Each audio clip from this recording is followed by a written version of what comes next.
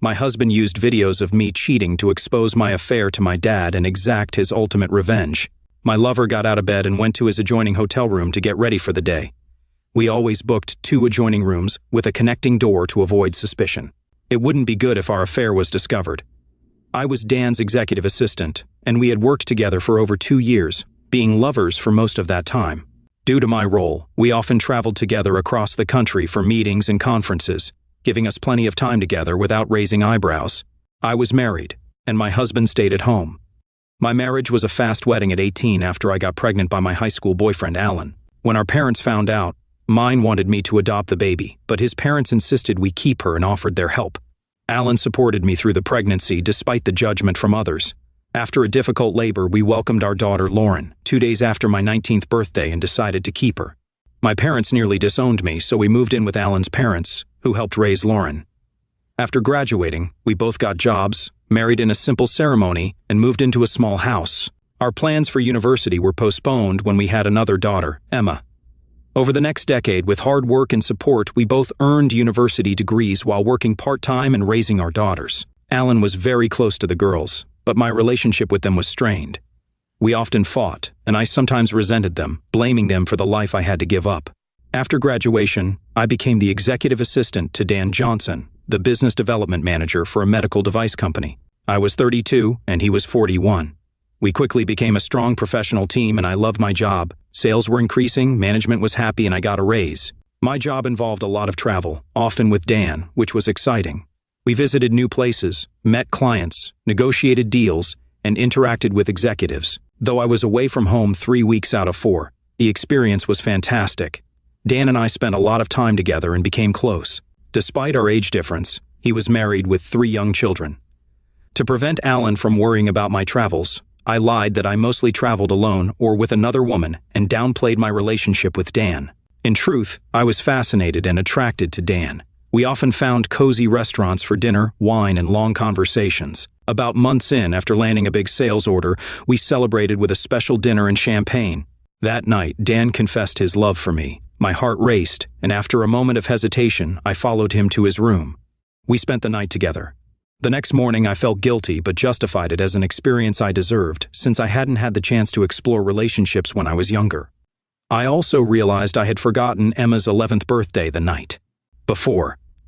Despite the guilt, I acknowledged my involvement as Dan smiled and squeezed my hand on the plane home. When I got home, the guilt hit me again. Alan was happy to see me after a week away, but I avoided his hugs and kisses. That night, I declined his advances, claiming I was tired, though I was also sore from being with Dan. It was the first time I had ever turned Alan down. Our affair, which began 18 months ago, continued non-stop. Over time, I got over the guilt and hid my secret from Alan, emotionally disconnecting from him and our girls. My thoughts were always about Dan. Lying became second nature, and I didn't feel guilty anymore. I had fallen deeply in love with Dan and occasionally thought about leaving Alan for him. As our company expanded, Dan and I traveled more often for work. When there were no scheduled trips, we created fake business trips and spent the night in a nearby hotel. We also took short vacations together, using conferences as an alibi. We were careful at work, always behaving professionally and never meeting alone. We communicated through secret email accounts and never met in our town at home.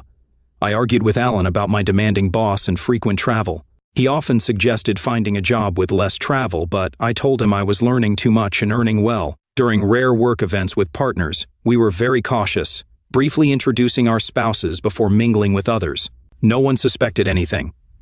Alan was happy with my career success, but annoyed by my frequent absences, which left him to handle most of the child-rearing on top of his IT job. Although I still loved Alan, we were drifting apart, and our affection had dwindled. I felt guilty and made a mental note to try to make it up to him. We had a rough start in life early on, having our first child getting married and having another shortly thereafter. Through hard work and teamwork, we managed to graduate from university, me with a degree in information technology and Amy with a degree in commerce, all while raising 2 girls. We overlooked the difficulties because we loved each other deeply. When Amy got her first professional job after graduation about 2 years ago, she was overjoyed, and I was very proud of her. Finally, we were both working professionally, earning a good salary, and could begin enjoying a normal life together. At first, I supported her career in every way I could, but I grew increasingly resentful of the long hours she worked and the amount of traveling she did. She left home around in the morning and usually didn't get home until, or in the evening. Most weeks she would be gone for at least 1 or 2 nights, sometimes more, and occasionally she wouldn't get home until Saturday afternoon. When she was home during the week, she either worked after dinner or just sat in front of the TV. On Saturdays, she would sleep late and then go shopping. On Sundays, she would go to the gym in the morning and then have lunch with her girlfriends. She was usually too tired to go out with me in the evening. We didn't spend much family time together. She was always too busy at work to take vacations, so the girls and I often vacationed without her. I noticed that her character was changing. The loving wife and mother was gone, replaced by a selfish, often irritated, and aloof person, and sharing my bed. Whenever I tried to bring it up, I was immediately rebuffed. She would say it was just my imagination, or that she was tired from work, or she was working hard for us, or that everything was fine. I worried about how it might end. At the end of her first year, I was required to accompany her to a Christmas party at the CEO's mansion. It was there that I first met her boss, Dan, and his wife. We chatted politely but briefly about nothing, then he bowed out and they went off to socialize. My wife led me to others and started a conversation with the other employees. Later, I thought it was a bit odd. Her boss seemed quite friendly, though a bit reserved, not the ogre Amy had described. Dan's wife was also very pleasant.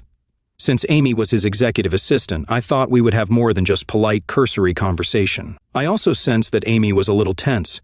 She had a habit of talking really fast when she was nervous, and it gave her away. I thought it was odd that she was nervous around her boss when they worked so closely together. It was perplexing to me. Although I trusted her completely, I still put the thought aside for later. Over the next year, I was very busy as I decided to start my own IT consulting company. Additionally, I was practically single-handedly raising our girls, so I pushed all concerns about Amy to the back burner. Life with Amy was a repeat of the previous year. She started traveling even more often and becoming more distant from all 3 of us. Lately, I began to notice that her attitude toward me was becoming condescending and dismissive. She showed me no love, no affection, nothing. Only occasionally did I receive something without any love or closeness. It was obvious that our relationship was crumbling. At the end of the year, I again attended her staff Christmas party. Our interaction with her boss was a repeat of the previous meeting. Afterward, a fleeting thought crossed my mind that she was hiding something. For the first time since we met, I began to doubt her. Was there another man in her life? The thought was almost overwhelming. We had fought together as a team, overcoming many challenges to get where we were now. She wouldn't do that, would she? What was I supposed to do? I didn't go to the extreme of hiring a private investigator or hacking into her computer, but I began to observe her more closely. I couldn't see anything out of the ordinary. Either it was my imagination or she was very clever at covering her tracks. Either way, all was not well between us. I guess I was just too busy to bother. Meanwhile, my girls were growing up rapidly. We spent a lot of time together and were very close, although, unfortunately, their mother had little time for them. Both girls were avid soccer players, so every Saturday morning during the season, I went to watch them play. It was the highlight of my week. After the game, we would go out for lunch somewhere, usually to their favorite Japanese restaurant, and chat about what they were doing. I noticed that they almost never mentioned their mother. Afterward, depending on the weather, we would walk on the beach, go to the movies, or go out with friends. After the first game of the season was over, Emma came up to me, accompanied by a new member of the soccer team. She was a charming girl, tall, absolutely beautiful with a wide smile, long dark hair, and deep dark brown eyes. She was also very athletic and had distinguished herself in her first game with Emma's team, scoring 2 goals. "Hi, Daddy, this is C.E. Can I come over and hang out with her this afternoon?" "Hi, C.E. Nice to meet you." "Sure, Emma, as long as Sai's parents don't mind." C turned and called out, "Mom, can Emma come over this afternoon?" The woman, obviously Callie's mom, turned and started walking toward us. Holy crap, she was the adult version of her daughter, and absolutely stunningly beautiful. She introduced herself as Sophie and readily agreed to have Emma come to her house in the afternoon. We chatted for a while, but I'm still not sure exactly what I said. I know I babbled incoherently. After they left, both my girls burst into laughter at my embarrassment and then smirked at each other. In the evening, Emma mentioned that Sophie was very nice. Sophie had been a single mom since Carl's father died in a car accident about 3 years ago. Sophie single-handedly raised CI and her younger brother Tom for 11 years. The fact that she was a single mom definitely caught my attention. The following Saturday, as Lauren and I were watching Emma play soccer, Sophie and her son joined us and asked if they could watch with us. I mentally prepared myself to meet her again and was determined not to look foolish. We chatted during the game. She had recently moved to town for a new job and didn't know many people yet. She was very happy that Sai had made a new friend in Emma and complimented me on my good manners. After the match, Emma asked if Sai could come to our house. Sure, Emma, that would be great if that's okay with you, Sophie. Sure, why don't Sai come over now and have lunch with us? Do you like sushi? Yes, I love it. Great, it's a deal. In fact, why don't all three of you have lunch with us? I uttered.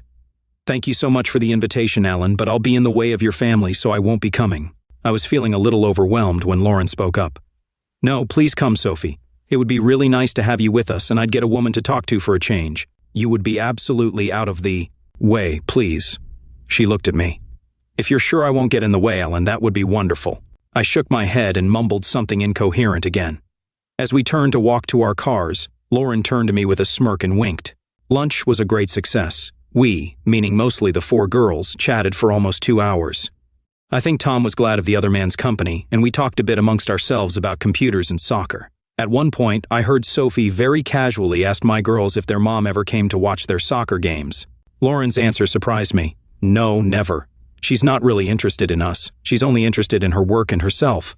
Daddy is our mom too. He's the only one who cares about us. Sophie cast an inquisitive glance at me.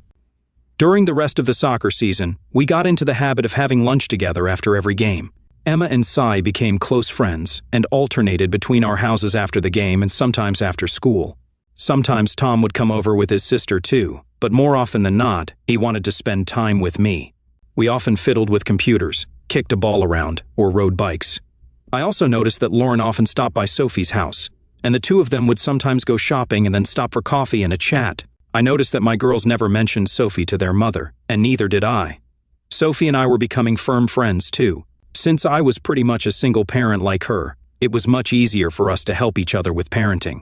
After soccer season ended, we were increasingly alone with the kids on Saturdays when they went on their own field trips or to visit friends. When my wife wasn't usually around, I was pretty much free, so increasingly Sophie and I spent that time in each other's company, walking, eating lunch, or watching movies. I looked forward to our meetings more and more, and realized that I had fallen in love with her. Despite this, we never crossed the line of friendship. One day, over a cup of coffee with Sophie, I told her that I appreciated her spending time with Lauren.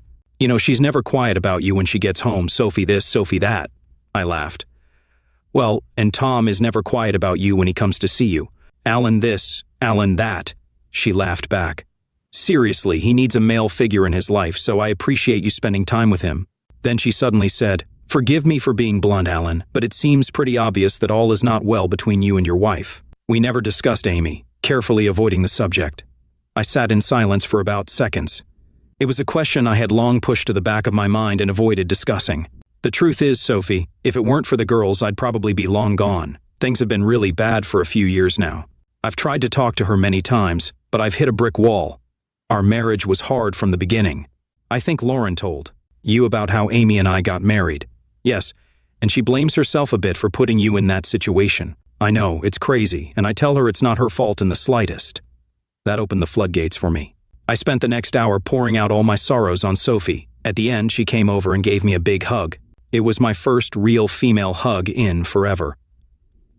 I'm here for you whenever you need me, Alex, you know that. I only hugged her tighter and didn't let her go. Soon another year was over, and the annual Christmas party for Amy's co-workers came around again. My reacquaintance with her boss was very similar to the previous 2 years. This time, I was on high alert. Although Amy and her boss seemed much more at ease than before, something was not right. I had a definite suspicion about these two. Toward the end of the evening, Amy excused herself to go to the bathroom. After a minute, I looked over and realized that her boss was also nonchalantly heading upstairs. I decided to follow her and went upstairs looking for her. She wasn't in the bathroom, so I looked all around the huge house and was about to pass the ajar bedroom door when I heard my wife's voice inside. "Merry Christmas, dear," a male voice replied. "Merry Christmas, my love." I peeked through the crack of the door and saw Amy and her boss kissing passionately with their arms wrapped around each other. I quickly backed away in shock. I went downstairs pondering what to do. I was beyond angry, feeling just dead inside. I don't have a temper, so instead of an immediate confrontation, I calmed myself and decided to investigate and make a plan. First, Amy returned shortly afterward, a little out of breath, and spent the rest of the evening pretending to be my loving wife.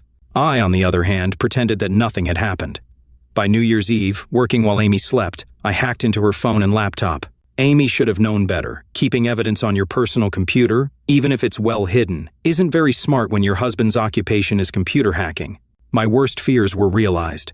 There was a trail of evidence in her work, personal, and secret email accounts. Amy was in a long-term affair with her boss that began over 2 years ago. I also discovered photos and videos showing the depth of her betrayal. From their email correspondence, I realized that Amy and Dan had even discussed leaving their partners to be together. She seemed interested, but her lover was more cautious.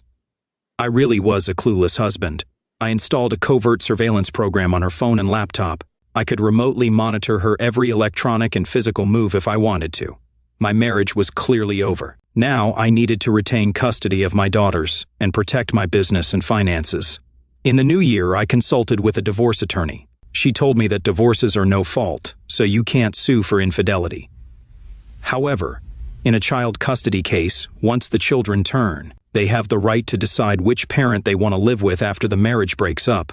She also came up with a strategy to protect my company from financial payouts. Emma would turn 14 in 6 months. Until then, I could tolerate living with Amy, and that gave me time to prepare. I had to keep everything a secret from Amy. I told Sophie what I had found out and she cried. It was unexpected. I thought I should be the one most upset and in need of a hug. I held her for a while as she tearfully told me that her husband had been homicidal, driving with his secretary when she went through his belongings after his passway. She discovered that they had been having an affair. This made his loss even more difficult. When she recovered, we talked more, and I told her about my plans to leave Amy. She grinned and encouraged me to put my plans into action. I first convinced my wife that since we were both making good money now, we should sell our small house and rent a bigger place while we looked for our dream home. We would use the money from the sale to put a down payment on a new house. She readily agreed. Our house sold quickly, and we rented another place nearby. I was a tenant on a lease for only 6 months. I was very sick of sharing a bed with Amy when she was home. When we moved into the rental house, I got a bad cold. I used that as an excuse to move into the spare room so I wouldn't have to sleep with her. I never moved back in, and she never commented on it. Maybe she didn't notice, or maybe she just liked it. Then I talked my father, whom I also confided in, into starting a new IT company that he himself owned. I was his only employee. I then closed my own company and started running my business through his company. Everything was going according to plan until I ran into a very nervous and scared Lauren. Lauren was dating her first boyfriend, and I immediately thought she was pregnant, just like what happened to her mom. Dad, this is hard for me to tell you, but Mom is having an affair with her boss. I was shocked that she knew and was speechless for a moment. Really, what makes you think that? Well, right after we moved, Emma and I went back to our old house to pick up some things she'd forgotten. Mom and her boss were there. Well, that's a little weird, but it doesn't prove anything, I said. I know about their affair, Lauren. I've known for a long time. Then why don't you do something about this cheating woman? Emma saw her too. Yes, I called out to Emma, who was hiding within earshot around the corner, and she bashfully entered the room. I hugged them both tightly. I knew how awful it was for them to see this, especially young Emma. Can you both keep a very big secret? They nodded. I plan on leaving your mom soon. I'm just waiting until Emma turns so you both can legally choose who to live with. They both shouted in unison. It won't be easy to keep this secret, but until then, we mustn't do anything to alert your mother. They smiled conspiratorially. Afterward, I asked Sophie to have a chat with Lauren. She had her first boyfriend now, and I didn't want her to follow in her mother's footsteps. Fortunately, Amy didn't show up often, so we could tolerate her occasional presence and keep our secret. We enjoyed it even more when she wasn't home, knowing that the end was near. We spent more and more time with Sophie and her 2 children, often having lunch at each other's houses or going out together. One Friday afternoon, when my wife was supposedly at a conference all weekend but was actually with her boss at the hotel, Lauren said, "Daddy, I'm going to babysit for Sophie today." "Oh, really? What's she doing?" "Going to dinner with a guy at Brazier Paris, you know, that classy French restaurant in town?" I immediately felt real jealousy and tried unsuccessfully not to show it. My daughter looked at me with a pitying expression on her face. "She's going on a date with you, you idiot. It's about time you two went on a proper date." "I've already made reservations, so call her now and ask her out properly," she said, holding out her phone to me. "What if she doesn't want to go on a date with me? We're just friends after all. I don't want her to feel awkward. How you ever managed to be smart enough to graduate from university is beyond me. Call her now." I called, and Sophie, judging by the sound of my voice, was absolutely thrilled and immediately agreed. Somehow I got the feeling that it wasn't a surprise. It took me 3 tries that night before my girls were satisfied that I was appropriately dressed for dinner. Just as I was about to leave, C and Tom walked in. In response to my perplexed look, Lauren said, "Oh, I forgot to tell you that they'll be spending the night here tonight. So don't worry about coming home late or not at all if you want." She smiled and handed me an already packed overnight bag. All of our children were obviously involved in a determined plot. When I arrived, Sophie met me at the door. Oh my God, she looked absolutely amazing. "Well, say something, Alan." "I can't. I have no words." "Do you like it?" she asked, twirling around. "Oh, much more than like it, Sophie. I had the best dinner of my life, and we had a wonderful time in each other's company." At the end of the evening, as we walked up to her front door, I said, "I know our children have arranged for me to stay the night, but you don't have to." She said, "Shh, I'm counting on you to stay," and led me inside and into her bedroom. I wasn't going to argue with that. We were a little shy and hesitant at first. I let out all my mental frustrations and felt like I had died and gone to heaven. The next morning, we heard the sound of lots of feet on the stairs, voices outside, and a knock on the bedroom door, which then opened. Lauren poked her head inside. "Good morning, you two. It's almost, and we got tired of waiting, so we came in. Breakfast will be ready downstairs in 20 minutes. Oh, and I'd ask if you had a good evening, but judging by the look on your face, there's no need." She grinned. Laughter was heard outside the door, and they all departed. "How did we manage to get such a wonderful group of children, Sophie?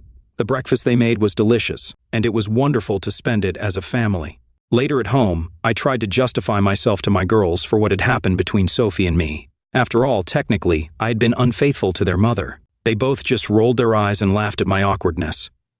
"Dad, it's about time you were happy again. You're not married to Mom anymore anyway. She left you a long time ago. So, what are all you co-conspirators up to?"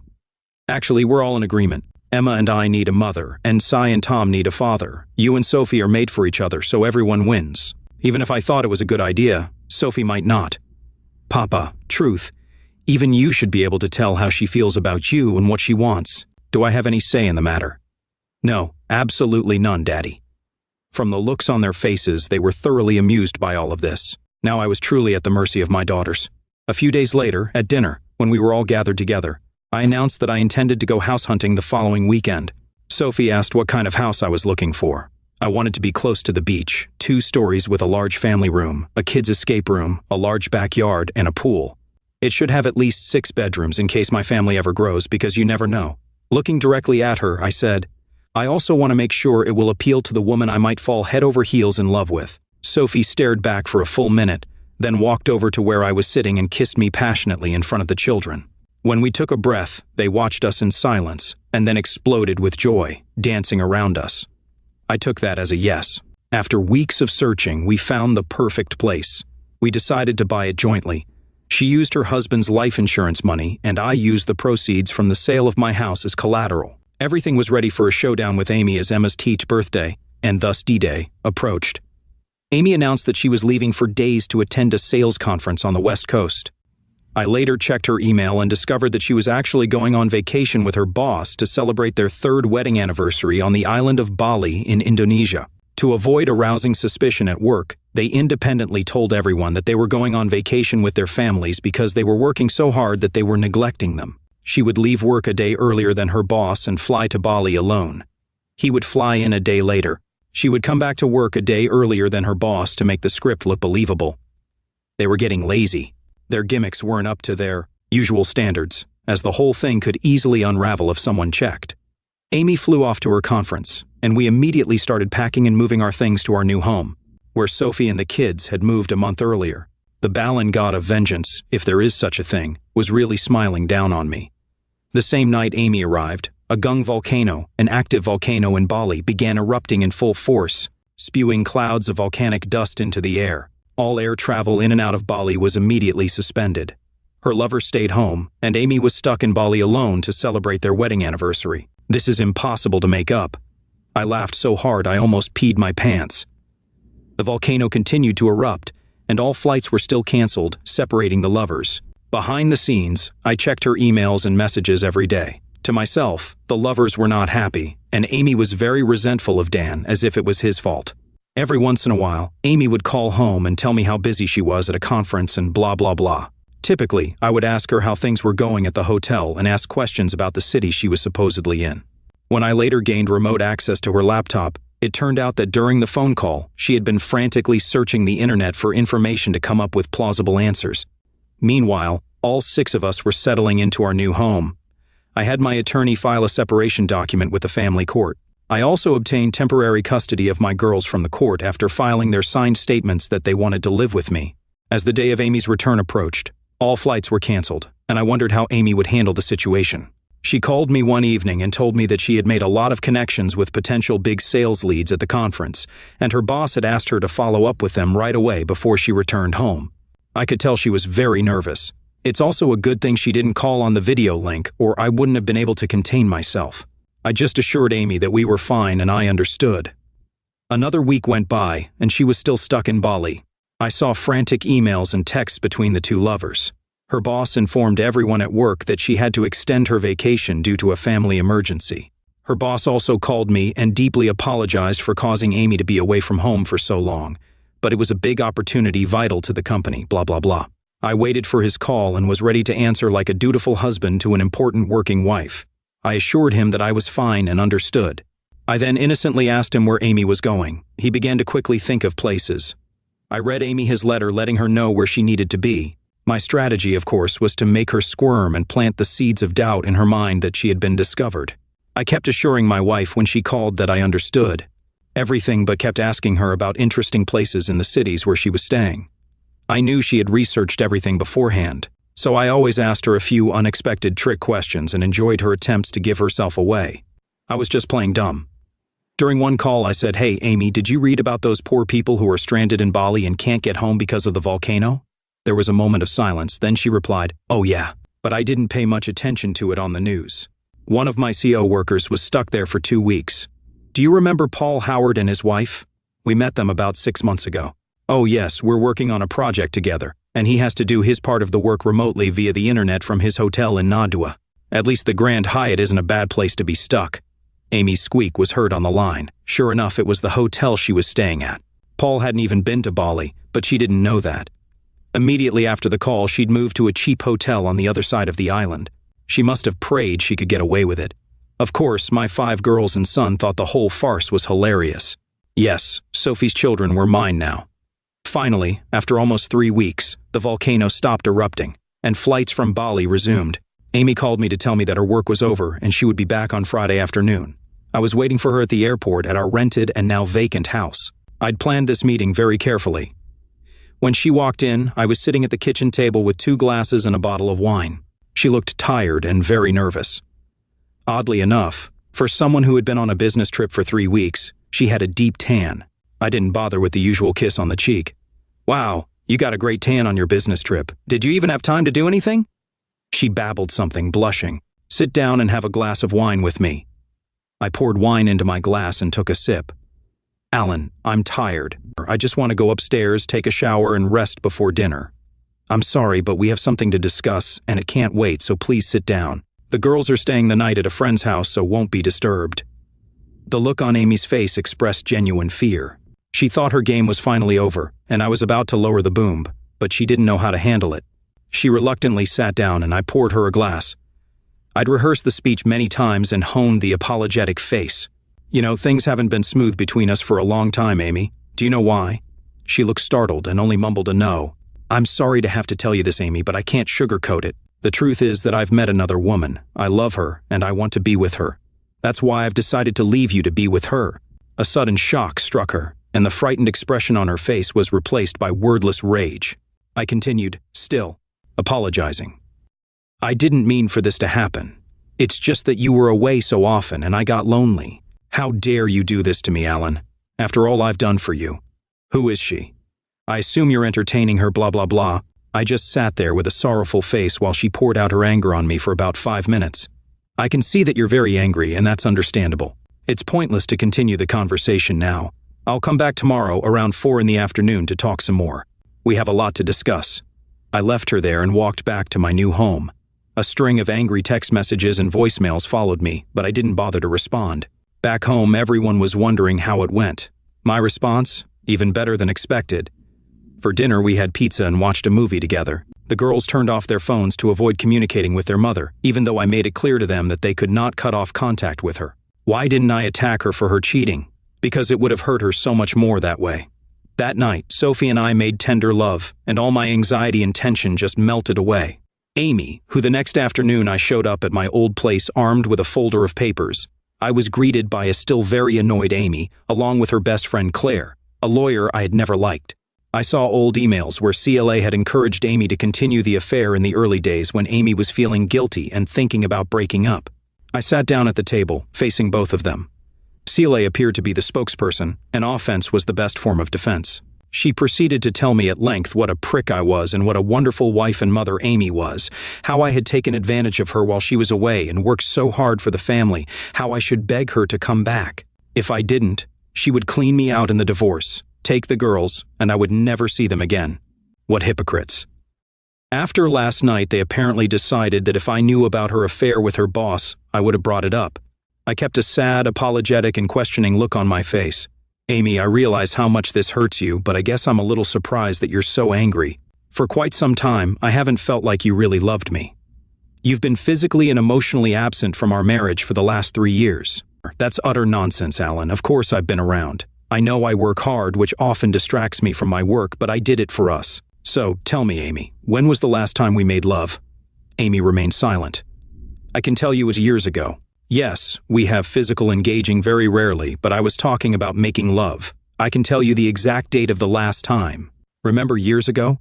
You were away on a business trip and forgot to call Emma on her 5th birthday. She tried to call you several times throughout the evening but never got through. She was so upset. I remember it well, because Emma's birthday was 2 weeks ago when you were on a business trip and you forgot to call her again. So I thought it was a bad anniversary for us. She threw me a guilty look. Ever since you came home from that trip 3 years ago, somehow our relationship has never been the same. I realized from the look on their faces that I had hit the mark. They looked very uncomfortable and squinted at each other. After all, Amy, we've been sleeping in separate bedrooms for about 6 months now. It doesn't seem to bother you. I can't remember the last time we went out together or went on vacation. It feels like you spend your vacations at work. They both shuddered.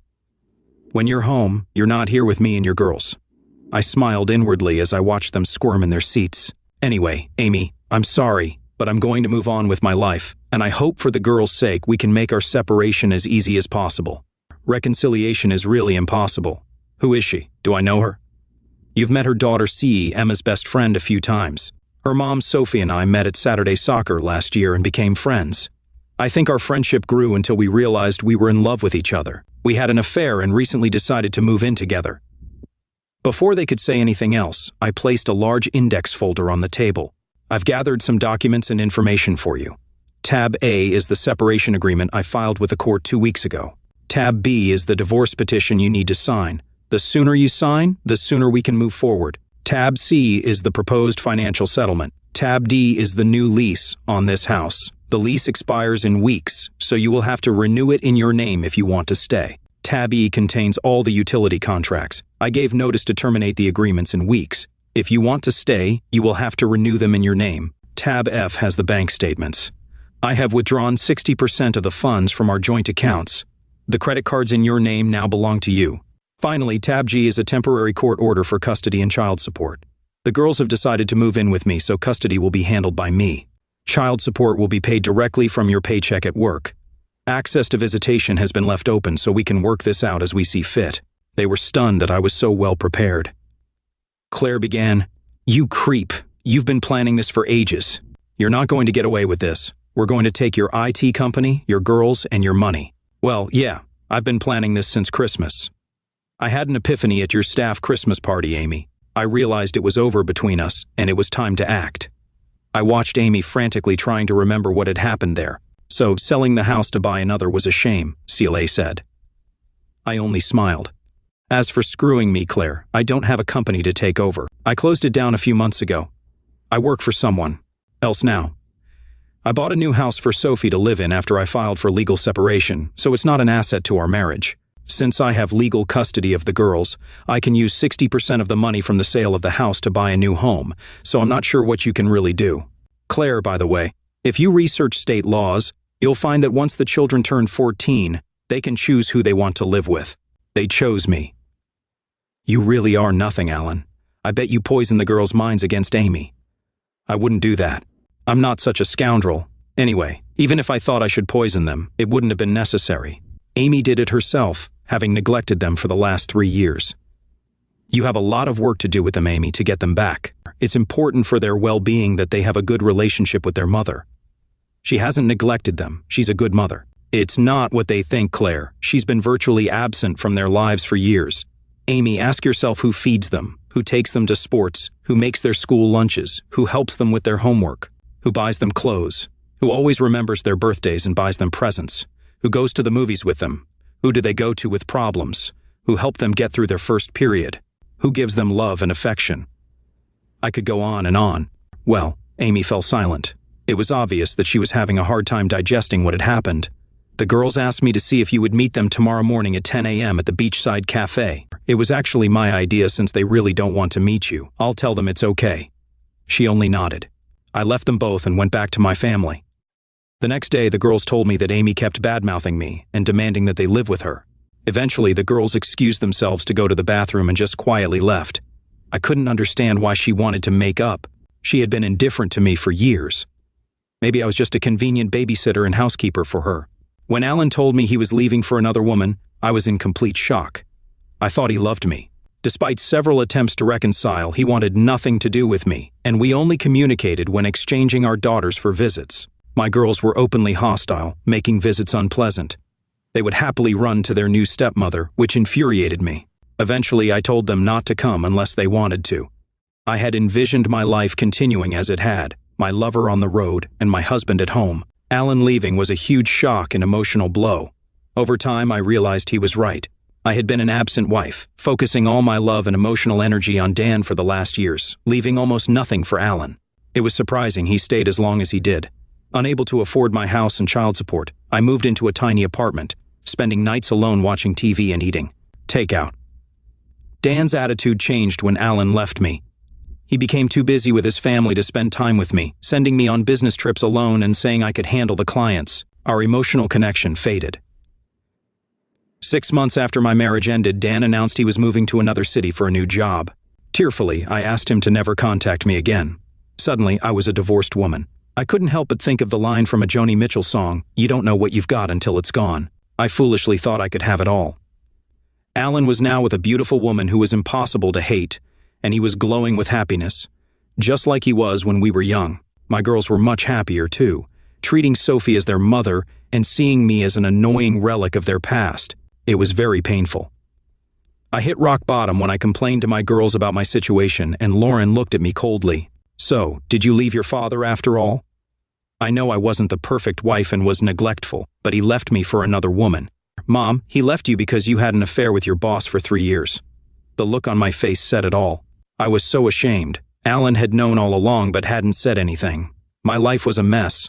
I had lost a good husband and my daughters. True to his word, Alan advised our girls to keep in touch with me. Gradually, they began visiting willingly and sometimes stayed overnight.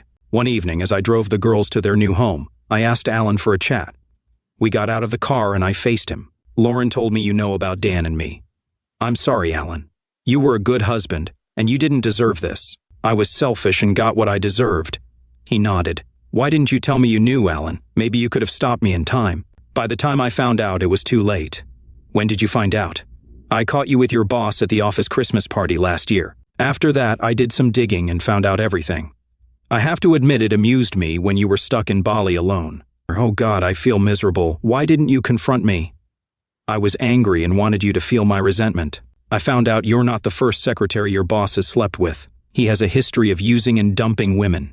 I decided the best way to punish you was to stay quiet and let things unfold. If I made a scene, his wife might divorce him, freeing him to be with you. I figured you'd feel worse if you thought I left you for another woman. Your strategy worked perfectly. My life is a mess. I'm sorry you were hurt so badly. Well, a little sorry. You don't need to apologize. It was my fault. If you had done what I did, I would have walked away from you. Looking back, I was seduced by excitement and became dependent to it. I tried to stop early on, but it was too late. I became obsessed and forgot about you and our girls. For a while, my anger has subsided, Amy, and I forgive you. I've also become philosophical about it. After all, I wouldn't be with Sophie now if you hadn't cheated on me. Yes, I know. That's what hurts the most. Our marriage was challenging from the start.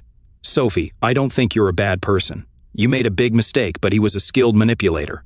You didn't have a chance to fully mature and experience normal teenage life, including dating and figuring out who you wanted to be with. You were vulnerable, and your boss took advantage. You're probably right, Alan, but why did you have to tell the girls about him? It was too harsh, no wonder they hated me. I didn't tell them, Amy. They found out themselves. They came back to our old house unexpectedly and caught you both in the living room. Remember? Just after we moved out. I couldn't recall at first. Then the memory hit me with horror. What did they see? Pretty much everything, even Emma. Lauren described it to me in detail.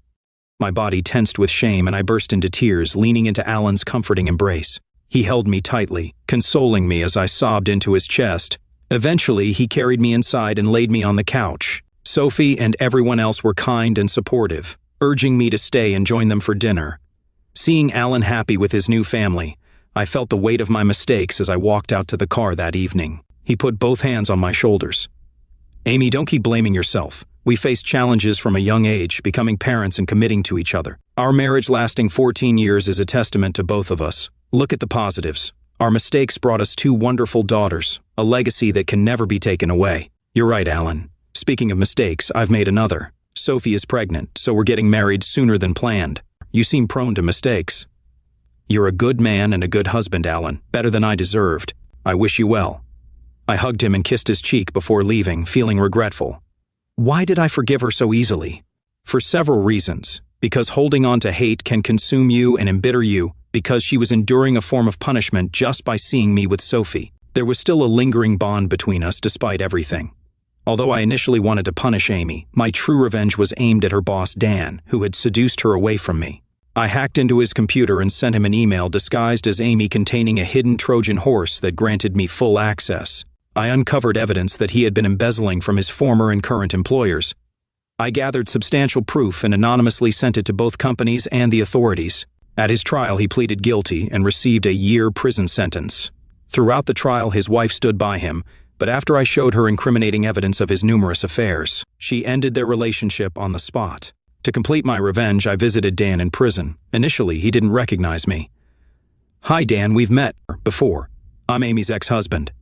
What the hell do you want, prick? To deliver a message.